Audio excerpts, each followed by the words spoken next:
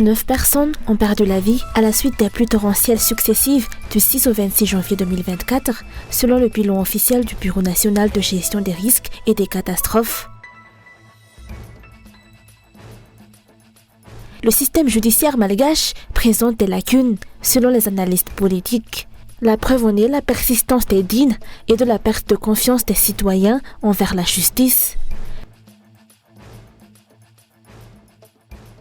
Dans l'actualité internationale, aux États-Unis, l'Alabama a procédé à la première exécution à l'azote au monde, une méthode qualifiée de potentielle forme de torture par l'ONU.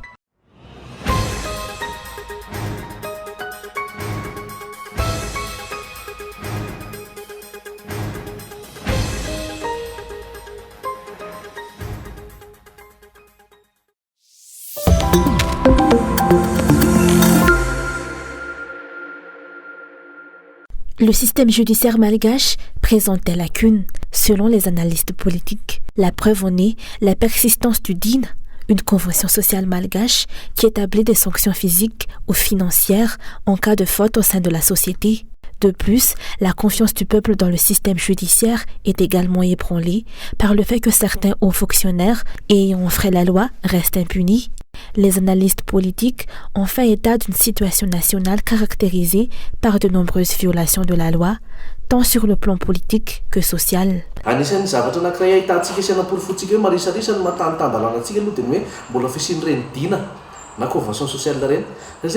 L'une des preuves que l'état de droit dans le pays est fragile est la persistance des dînes ou conventions sociales.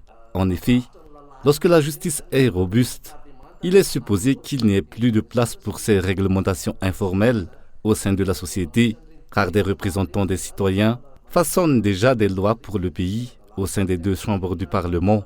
Cependant, le fait que la société continue de recourir aux dînes démontre des lacunes dans l'application de la loi. Cela nécessite une sensibilisation et une éducation accrue, ainsi que la promotion d'une conscience civique qui a le courage de défendre le bien et la justice, afin que les citoyens puissent véritablement avoir confiance en la justice. Parfois, les citoyens craignent de faire appel aux institutions judiciaires. Un autre problème réside par exemple dans la lutte contre la corruption. Bien que les institutions engagées dans cette lutte fassent leur travail, il subsiste des catégories de cas où la loi est appliquée immédiatement, tandis que dans d'autres, cela prend du temps pour des raisons politiques. Les considérations politiques ne doivent pas interférer dans les affaires de la justice, qui devraient se baser uniquement sur la loi.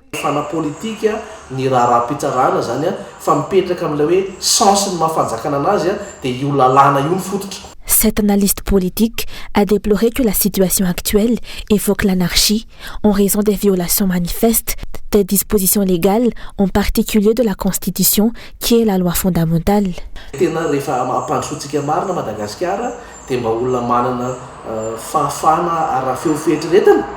Pour que Madagascar puisse réellement se développer, il est essentiel qu'une personne intègre, dotée d'une conscience, dirige toutes les opérations. Cette intégrité ne se limite pas seulement à ne pas détourner des fonds publics, mais englobe également le respect des divers codes qui régissent les affaires d'une nation. Un pays dépourvu de règles ou qui ne respecte pas celles en place risque de sombrer dans l'anarchie. Je m'adresse particulièrement à ceux qui font partie du système judiciaire, dans l'institution gardienne de la Constitution, ainsi qu'à ceux engagés dans la lutte contre la corruption et d'autres instances proches du peuple. Les citoyens souhaitent avoir confiance en vous et ils sont conscients qu'une telle confiance repose sur votre intégrité. Lorsque de nombreux individus partagent cette conscience pour Madagascar, nous pourrons nous lever collectivement pour protéger les plus vulnérables contre l'injustice.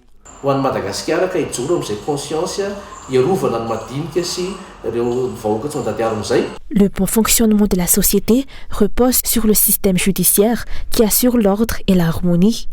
Ainsi, la restauration de l'état de droit est indispensable pour instaurer une société harmonieuse, un préalable nécessaire au développement du pays, selon les explications.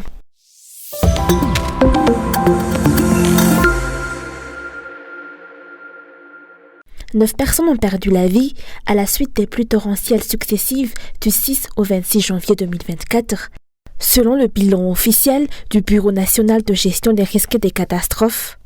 On compte également 5 personnes disparues, dont une à Port-Berger, une à Malstar, 2 à Amand et une autre à Mbilumbe. Au total, on recense 9 481 personnes sinistrées, soit 2 397 foyers touchés par la montée des eaux, dont beaucoup ont dû être déplacés de leur domicile. Les dégâts incluent 2 386 maisons inondées, 8 maisons endommagées et 43 maisons entièrement détruites. Environ 12 690 hectares de rizières ont également été inondés, dont 11 813 hectares dans la région de Sofia.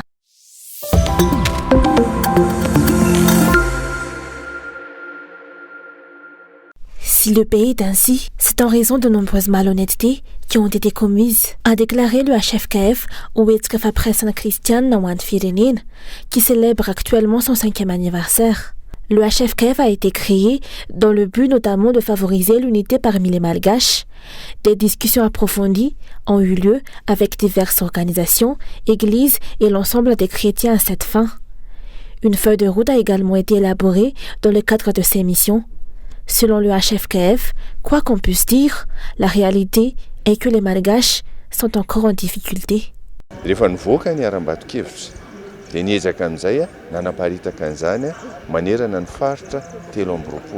feuille de route a été créée et nous avons déjà entrepris de la vulgariser dans les 23 régions. Peu importe ce qu'on peut en dire, le pays est en difficulté, les Malgaches rencontrent des difficultés, surtout si nous nous référons aux différents indicateurs. C'est pourquoi notre devise s'inspire de la parole dans Isaïe 62 qui dit « Voici les ténèbres couvrent la terre et l'obscurité les peuples, mais sur toi l'Éternel se lève, sur toi sa gloire apparaît. » De nombreux efforts ont été entrepris, mais le pays est toujours en difficulté. Nous devons agir, mais nous devons également nous reposer sur Dieu.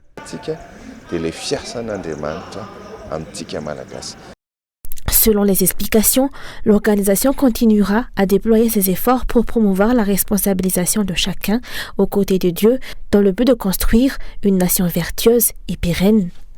Le HFKF a également souligné être ouvert à toutes les forces vives du pays et salue les détenteurs du pouvoir actuel. Cependant, il insiste sur le fait que si ces derniers agissent de manière injuste, le pays ne pourra jamais avancer. L'organisation a réitéré que la situation actuelle du pays découle de nombreuses malhonnêtetés commises et a souligné ainsi la nécessité de changement et de repentance. Ces repentances doivent être entreprises par chaque individu.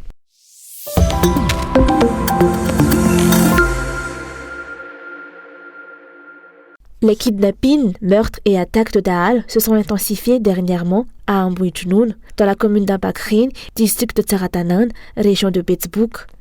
Les habitants vivent dans une terreur totale. Mercredi soir dernier, par exemple, 2 jeunes hommes qui gardaient le village ont été pris pour cible par les Dahal. L'un d'entre eux a été mortellement touché.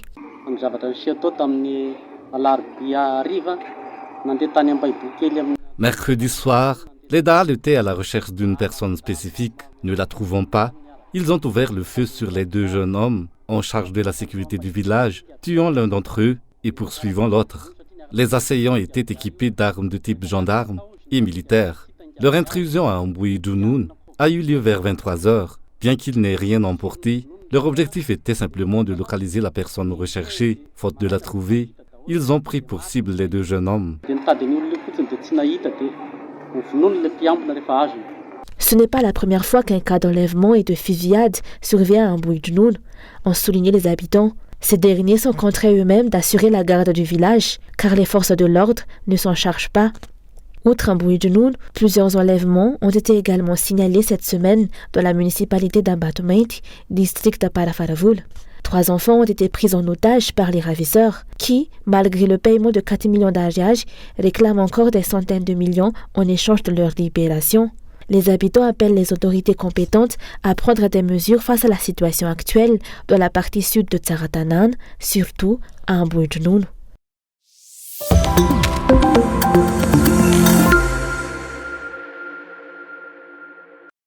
Un accord aérien entre Madagascar et le Qatar a été conclu aujourd'hui au ministère des Transports et de la Météorologie à Anoussi. La compagnie Qatar Airways va ainsi desservir des vols à Madagascar. Selon les explications, elle prévoit d'opérer 7 vols par semaine, avec 300 passagers chacun. Il est à noter que la compagnie Qatar Airways dessert déjà 170 pays.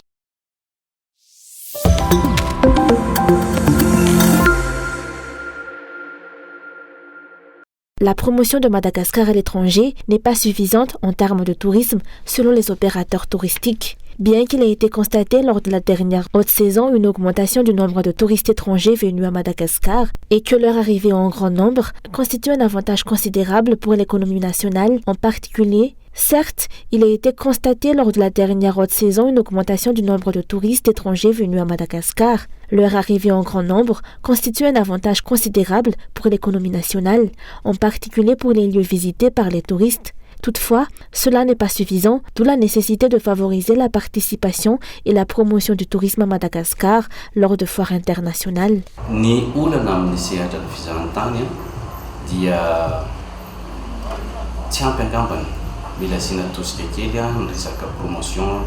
Le problème dans le secteur du tourisme réside dans le fait que la promotion de Madagascar à l'étranger n'est pas suffisante. Si par le passé, se limiter aux influenceurs et aux réseaux sociaux pouvait être efficace, il est désormais nécessaire de promouvoir la présence de Madagascar lors des foires et salons internationaux où se trouvent les clients potentiels. C'est au cours de ces événements que Madagascar pourrait occuper la place qui lui revient. Cependant, les problèmes internes persistent, voire intensifient, ce qui suscite des inquiétudes parmi les opérateurs touristiques, notamment en ce qui concerne les vols internes. Comme nous le savons, la capacité des vols a diminué, en plus des problèmes de fréquence des vols.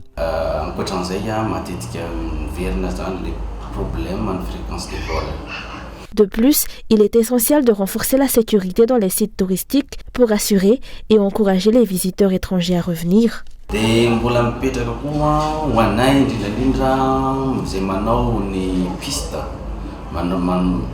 Pour nous qui opérons dans le secteur du tourisme, nous faisons face à des problèmes d'insécurité. Par exemple, dans la région de Menabé, la piste la plus utilisée par Madagascar pour promouvoir ses attractions touristiques est celle de Mourdav et du Tsing. Cependant, si l'on fait le calcul, cette piste fait environ 200 km et le ministère du Tourisme n'a pas réussi à mettre en place des mesures de sécurité en collaboration avec d'autres ministères pour assurer la sûreté de cette destination touristique.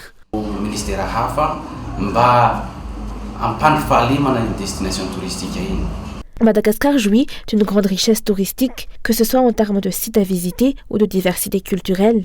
Le pays offre un charme unique susceptible d'attirer un grand nombre de touristes. Cependant, le nombre de visiteurs reste modeste par rapport aux chiffres enregistrés dans les îles avoisinantes.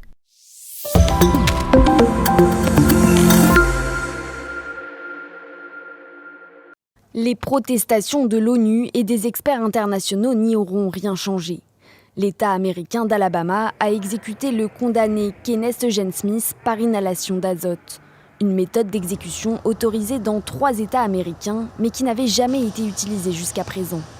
L'homme est décédé 29 minutes après le début de l'exécution. Smith a retenu sa respiration aussi longtemps qu'il le pouvait. Nous pouvons aussi donner ces informations. Il a un peu lutté avec ses sangles. Il y a eu des mouvements involontaires et des respirations d'agonie. Tout cela était attendu, comme nous l'avions vu dans nos recherches sur l'hypoxie à l'azote. Donc, rien n'était hors de l'ordinaire. Mais le révérend Jeff Hood, soutien spirituel du condamné, dénonce une lente agonie. Je pense que tous ceux qui ont été témoins de cela savent que nous n'avons pas vu quelqu'un perdre connaissance en 2 ou 3 secondes. Nous n'avons pas vu quelqu'un perdre connaissance pendant 30 secondes. Ce que nous avons vu, ce sont des minutes entières pendant lesquelles quelqu'un luttait pour sa vie. Ce recours à l'inhalation d'azote suscite un torrent de critiques. L'ONU l'a assimilé à une forme de torture et demandait depuis plusieurs jours la suspension de l'exécution. Mais tous les recours avaient été rejetés, y compris mercredi par la Cour suprême. L'une de ses juges s'est toutefois vivement opposée à cette méthode. N'ayant pas réussi à tuer Smith lors de sa première tentative, l'Alabama l'a choisi comme cobaye pour tester une méthode d'exécution jamais tentée auparavant. Le monde regarde. En novembre 2022, Kenneth Eugene Smith avait subi une tentative d'exécution ratée. Les perfusions intraveineuses pour lui administrer la solution mortelle n'avaient pas pu être posées dans les délais légaux impartis, bien qu'il soit resté attaché plusieurs heures.